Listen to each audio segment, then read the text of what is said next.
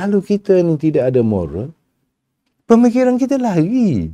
Pemikiran kita lari. Kalau moral kita rusak, pemikiran kita lari. Faham. Sudah tentu pentingnya kerajaan main peranan dalam hal ini.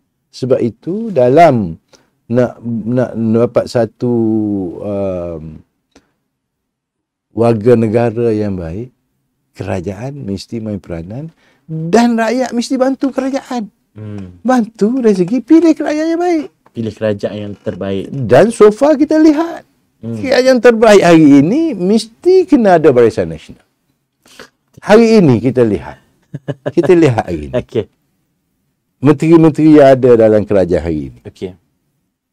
Kita ada 7 menteri. 7 menteri UMNO. Saya rasa saya puas hati dengan performance 7 menteri UMNO hari ini. Saya tak kata menteri lain tak perform. Okey. Mungkin mereka perform juga. Tetapi menteri kita yang daripada kalangan UMNO memang perform. Ya. Dalam PKR mungkin perform, DAP mungkin perform. Tapi yang penting hari ini, UMNO telah membuktikan menteri kita perform. Ya. Ini yang rakyat kena lihat. Untuk memilih satu pasukan memimpin negara ini, pasukan yang boleh perform. Ya. Yang boleh membawa negara ini ke Jauh depan. lebih baik.